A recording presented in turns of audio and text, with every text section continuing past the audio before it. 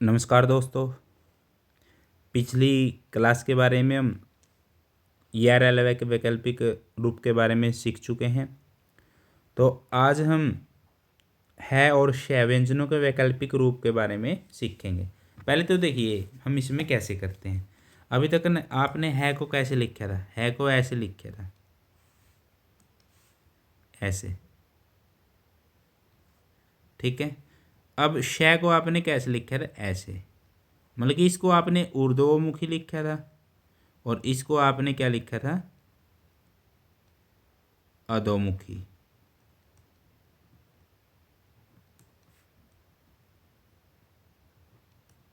ऊर्ध्वमुखी। अब इसको हम ना जब ऐसे लिखते हैं तो ये इसको होता है आपका जी अधोमुखी। क्या होता है? अधोमुखी।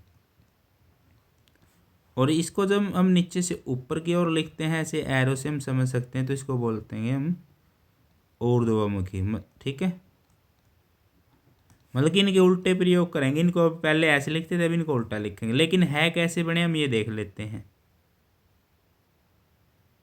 अब देखो, जो है आपका पहले बने थे ये ऐसे ऊर्ध्वमुखी बने थे, नहीं तो बने थे 30 डिग्री पे। और जब ये है बनेगा ना आपका, ये बनेगा आपका, ठीक है, 60 डिग्री पे। इस चीज़ का हमने विशेष ध्यान रखना है। पढ़ते हैं जी।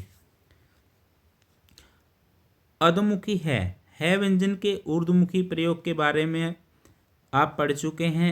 है का व्यंजन, सॉरी, है व्यंजन का अधोमुखी प्रयोग निम्न दशाओं में किया जाता है। देखो सिंपल सी बात है जी। ये कहता है जी, यदि है से पहले स्वर आ जाए, क्या आ जाए? स्वर आ जाए, मतलब कि यदि है व्यंजन से पूर्व स्वर आए, जैसे कि आह, रूल नंबर 1 लिख देते हैं आह। और आ स्वर आ गए तो इसको हम ऐसे लिखते हैं, ठीक है। ओह, क्या है ये? ओह आ गया ना ओ स्वर, तो इसको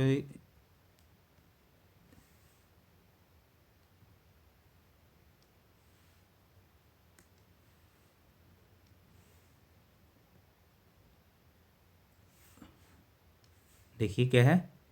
ओह, ऐसे, ठीक है, द्वितीय स्थान के लिए। अगला रूल देखते हैं जी। ख, यदि है व्यंजन अकेला हो और उसके बाद द्विस्वर या त्रिस्वर आए। सिंपल सी बात है, यदि है व्यंजन अकेला है ना, तो क्या करेंगे? है व्यंजन अकेला है और उसके बाद क्या आ जाए? द्विस्वर या फिर त्रिस्वर आ जाए, तब हम इसका प्रयोग करते हैं। जैसे कि हाई, हाई में क्या है? आई आपका क्या है? द्विस्वर है ना, तो इसलिए इसको ऐसे लगा देंगे। आगे ये हवा में त्रिस्वर आ जाएगा, जैसे कि देखो हऊ औ आ, तो ये आपका त्रिस्वर बन जाएगा। तो ठीक है, इसको भी हम ऐसे लिखते हैं। अगला रूल क्या कहते हैं जी? यदि समतल व्यंजन, देखो यदि है के पूर्व समतल व्यंजन या अतंस्त व्यंजन आए। समतल में हमारे क्या होते हैं? कै ख गै मैं नैण अंग, मतलब कि कवर्ग और नासिक। और अतंस्त में क्या होता है आपका? यह रह ल वह है, ठीक है।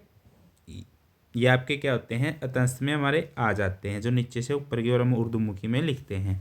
तो ऐसे ही क्या होता है जी? अभी देखिए, है से पहले क्या आ जाए?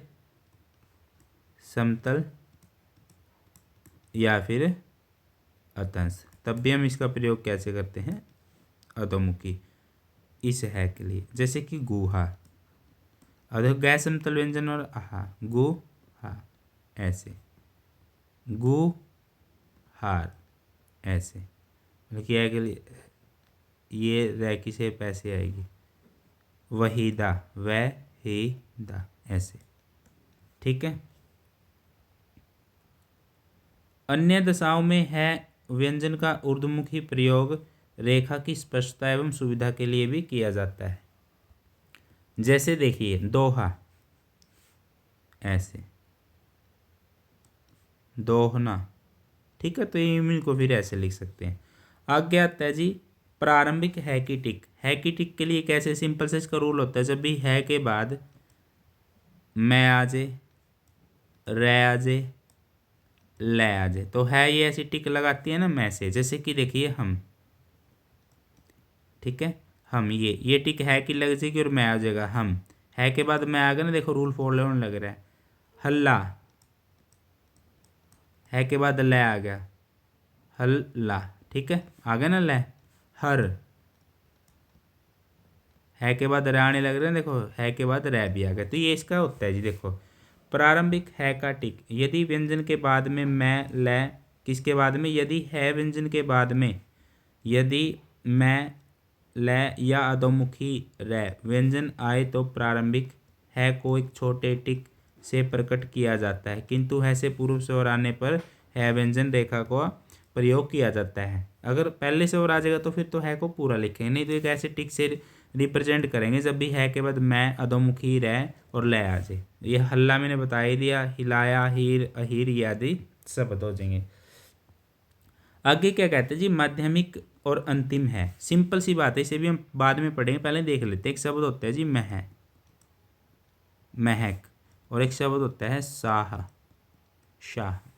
अब देखो मैं में किसका उच्चारण होता है, अ का, फिर क्या होता है, फिर प्लस होता है कै, शै प्लस आ प्लस है, तो ये शाह ऐसे बने हैं। अब ये जो इसका माध्यमिक और अंत का मतलब है ना, देखिए एक चीज़ समझना, पहले ये बाद में पढ़ेंगे लाइन। अब देखो मैं में किसका उच्चारण है, तो हम इसको मैं ऐसे लिख के ऐसे, तो देखो ए के लिए तो हमने द्वितीय स्थान का स्वर ऐसे लगा दिए, है को रिप्रेजेंट करने के लिए ना, जो इस लाइन का मतलब निकलता है, ये कहते हैं जी और किसी डॉट लगा देनी है ऐसे, तो ये महक बन जाएगा। ऐसे ही साहा डैश के नीचे, अब जी यहाँ आ का तो स्वर आ गया, इसको है को रिप्रेजेंट करने के लिए इसके के नीचे डॉट लगा देते हैं, तो ये है को रिप्रेजेंट करता है। जैसे अब पढ़ते हैं, अब आपकी समझ में आ जाएगा ये। माध्यमिक अंतिम है, यदि है व्यंजन अन्य व्यंजनों के बीच में आए और उस पर स्वर या द्विस्वर, यहाँ ये नहीं होना चाहिए हो, ठीक है, तो उसी स्वर के स्थान पर एकल का बिंदु से भी प्रकट किया जाता है या किया जा सकता है। जैसे देखिए ये मैंने बताया है साहा महक, लेकिन अब हम इसको क्या करते हैं जी, पूरा लिखते हैं। पूरा कैसे कि साहा अगर आता है ना, इस बिंदु का प्रयोग हम नहीं करेंगे, साहा ऐसे लिखेंगे। पहलू ये मैंने बना रखे हैं बुक में बकायदा, ठीक है, जैसे कि अतः, अरहता ऐसे, ठीक है, ये मैंने बना भी रखे हैं इस बुक में, तो आपने इसका ध्यान रखना है बिल्कुल बारीकी से। किंतु यदि अंतिम है व्यंजन के बाद कोई स्वर आए या बहुवचन आए, बिंदी आए, तो उसे, ठीक है, स्थान देने के लिए व्यंजन रेखा की आवश्यकता होती है, तो इसको पूरा ही लिखते हैं। जैसे कि राहा है ना, तो राहा, राही, मोहनी ऐसे करेंगे, राहा को भी हम पूरा ही लिखेंगे। आगे आता है जी ऊर्ध्वमुखी शय। अभी तक हमने शय को ऐसे लिखा था, मतलब कि अधोमुखी लिखा था, अब हम इस शय को ऐसे लिखेंगे, तो इसके रूल्स हैं। स व्यंजन रेखा साधारणतः अधोमुखी होती है, किंतु निम्न दशाओं में इसका प्रयोग ऊर्ध्वमुखी भी किया जाता है। जैसे मोटी अधोमुखी रेखाओं के बाद, किसके बाद, मोटी, मोटी कौन सी, मतलब कि अधोमुखी, जैसे कि तय के बाद, थ के बाद द आजे, ध आजे, डै के बाद, सॉरी टै के बाद ठै, टै, ठ, डै, ढै, इनके बाद आ जाए, तब हम शय को कैसे लिखते हैं, शय को हम ऐसे लिखेंगे ऊर्ध्वमुखी। इसके रूल देखते हैं, जैसे कि दिशाएं,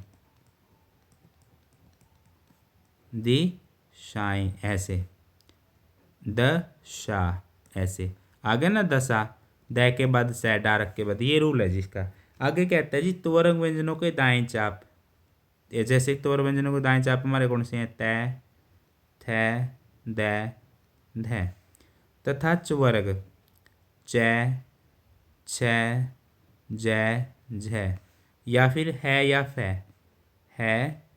फ के बाद जब भी श आएगा ना, ये श व्यंजन आएगा, तो इसको हम श को ऐसे लिखेंगे, ये रूल कहता है जी बस इसका, ठीक है। जैसे कि चासा, और देखो च व्यंजन है, शा आ गया, तो चा सा।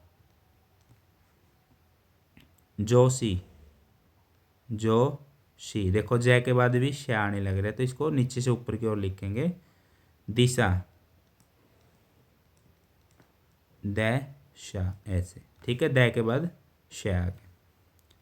आगे क्या होता है जी, स के बाद जब भी त्वरग, श के बाद त्वरग या फिर फ, भ, व्यंजन आने पर विपरीतार्थक मतलब कि उल्टा शब्दों में बनाने के लिए, इसको उसके विपरीत बनाने के लिए, तब भी हम श को क्या लिखते हैं, अधोमुखी। जैसे देखिए शुद्ध, तो शुद्ध को तो हम ऐसे लिख देंगे, लेकिन अशुद्ध आएगा ना जब, तो इसके लिए हम क्या करेंगे, अशुद्ध ऐसे, शोध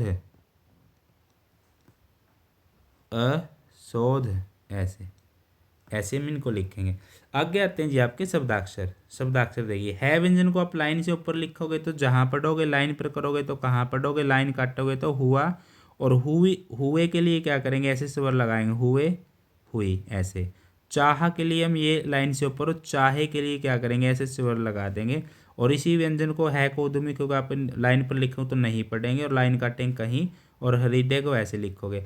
आगे संक्षिप्त अक्षर में ये लाइन है हमारी, मैं और गै को लिखोगे तो महंगा, इन और है इसमें से निकाल देंगे तो इन्हें, और उन्हें के लिए क्या करेंगे, उन लिख के हे जोड़ देंगे तो उन्हें, हरिदंग में ऐसी जगह है।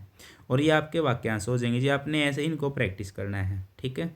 आगे अभ्यास नंबर 24 है, ये भी आपने एक एक शब्द को बारीकी से प्रैक्टिस करना है, जैसा तरीका आपको बताया गया। कॉपी में लाइन लगानी है, जिसको पहले से इंग्लिश स्टेनो आती है उसने तो एक शब्द की 2 लाइन करनी है, जिसको नहीं आती है उसने क्या करना है, एक शब्द की, ठीक है, एक पेज पे स्टेनो वाले पे 4 शब्द आपने लिखने हैं, ज़्यादा से ज़्यादा 4 और कम से कम 2 आपने, ठीक है, शब्द प्रैक्टिस करने हैं एक पेज पर। आगे अभ्यास नंबर भी जो तरीका बताया गया है, पहले ये हिंदी को शॉर्ट हैंड में लिखना है, जो चीज़ ना बने तो यहाँ से नकल कर लेनी है, लेकिन पहले प्राथमिकता आपकी प्रेफरेंस क्या होनी चाहिए, आपकी होनी चाहिए हिंदी को देख के शॉर्ट हैंड बनाना, जो चीज़ ना बने फिर उससे नकल कर लेनी है, ठीक है। ऐसे अभ्यास 25 करना है और ऐसे अभ्यास 26 करना है। आज का ये लेसन हमारा कंप्लीट हो चुका है, मिलते हैं अगली क्लास में।